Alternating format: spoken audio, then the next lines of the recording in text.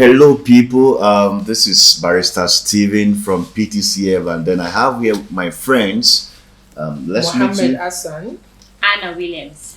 Okay, so basically, we're going to talk about this very interesting subject matter, the concept of a sexual grooming. So I just want my friends, let's share ideas, let's express ourselves around the subject of sexual grooming.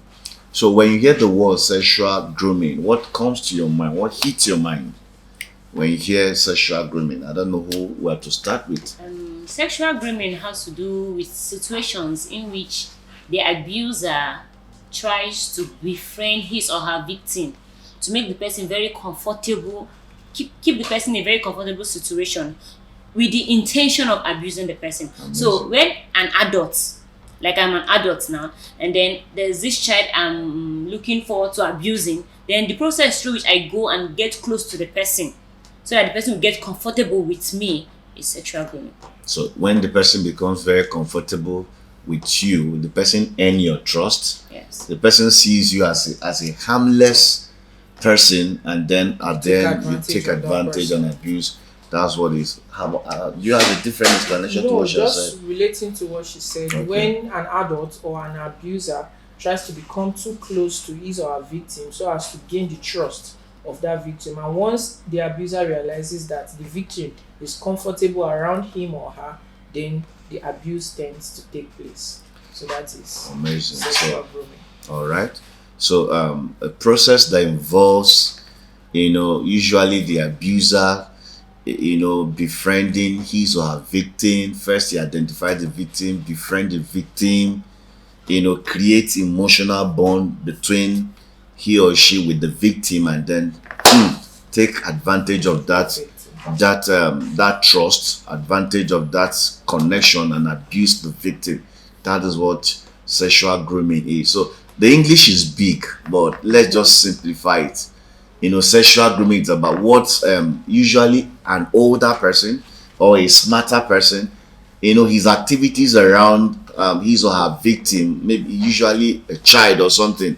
That act of being overly nice, that act of being overly caring, that act of showing, oh, I'm just there for you, kudos, you can trust me, we are good friends, and all of that. And then at the end of the day, when the person see, okay, this one loves me so much, this one cares so much about me, and the essence when the person is doing all of this thing is to weaken the person's defenses. Yes.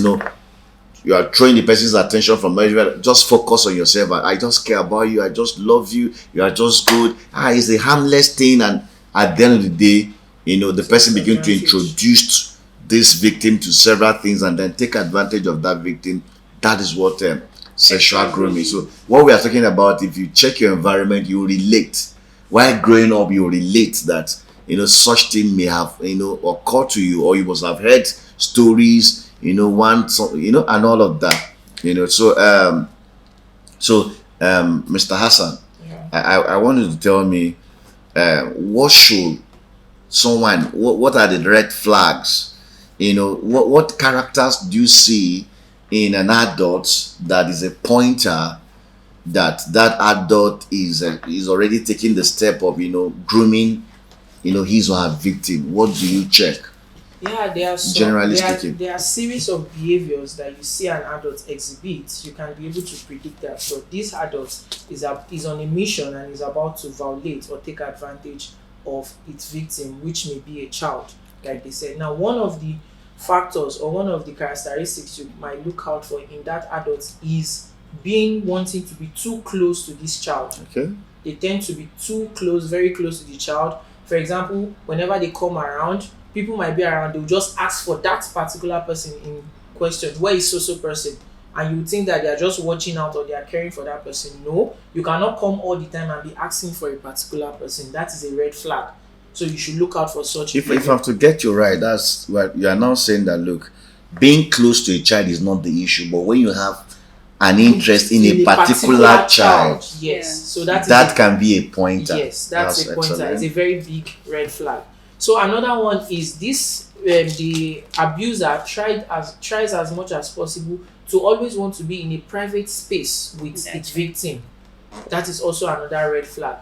You as a parent or you as a guardian, you can come back from work, you see all your children playing outside, then all of a sudden you open your door and you come inside and you see the abuser and your child, or this particular person with your child alone, while other children are outside and playing. That is a red flag. Why do you choose to isolate this child alone, and you don't want the child to join his peers playing outside? That is what also a very big red flag. Another very important red flag to watch out for is that this adult, whenever he wants to shower gifts or he wants to give out gifts to the children or your children, there is always preferential treatment. For example, if the adult should buy a biscuit for everybody, you see that the abuser will target his victim among your children and will buy that victim either a biscuit and add something like a bobo or a vigil. There will be preferential treatment and it will be obvious. One thing about preferential treatment is it is always obvious, except you did not take note or you did not watch out or look out for it. That's an excellent one. Yes. And when we talk about red flags, see, I don't want us to miss this thing up that if someone cares for your child, that person is an abuser. No. All of us, all the point you are pointing is when you see certain things, be on vigilant. Yes, be on the alert. Yes. Just be very sensitive. You don't even have to suspect, but just keep a close watch. Just observe the entire situation and ensure that all of that didn't happen. So those are the things. That's an excellent one. Yes. Another factor I would like to point is the fact that sometimes, one of the signs to look out for is the fact that these abusers don't respect the privacy of their victim. Yes. You have an uncle in the house that when a child is female child or a male child is bathing, and then the person just bash into the bedroom with the excuse, okay, I want to pick something and all of that, or a child is changing clothes, or they are victim. Let's not even say child, because who is a child? According to Child Rights Act, anybody below 18 years of age is a child. So if you have someone, a teenager in your house, and then an uncle is overly familiar, can just enter a room without knocking, we won't wait to get permission before entering and all of that, those are red signs, those are red flags that people shouldn't just sweep under carpet, be on the watch out and all of that. Now Anne, Yes. I just want to also ask again, what are the signs? A lot of things happen on that parents' roof and they are not even aware. Are there things that parents should be on the lookout for? Signs that is more like a pointer that their child is a victim of a sexual grooming. Are there things that parents should be on the lookout for? Are there behavioral, pattern that children who have been sexually groomed? Are there behavioral pattern that Yes, there's a bit? yes, Can we hear yes. you talk to us? These are things that are actually around us, Okay. but sometimes we are blinded by culture or so many things, and then we don't want to look out for. But thank God for this opportunity for people to get aware. So one of the signs you look at in your child to know if your child is being sexually groomed is your child becomes secretive about where they have been to, where they went to, who they are talking to. They don't want to share again. It could be a process. It could be that the child is undergoing sexual grooming. It may not even be that the child has been abused at that point, but the child is undergoing what we call sexual grooming. So if your child becomes secretive about where he goes to, about who he meets, that could be a pointer. Another pointer is about gifts received. Who gave you this? Yes. Is this like who gave you this? Like he also shared something about giving gifts. It's not a bad thing for someone to give your child gifts actually, but you still have to watch your children carefully to know who gives them gifts and what they say about the person that gives them gifts. Another thing is that the child will always want to be alone. The child becomes withdrawn, always on his laptop or on his gadget or anything. The child wants to stay on his or her own.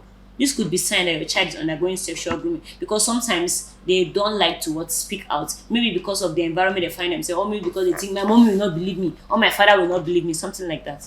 You see, the truth is, like she did explain, nothing is wrong with giving gifts. But the truth is, parents and most caregivers, guardians, they give children instruction.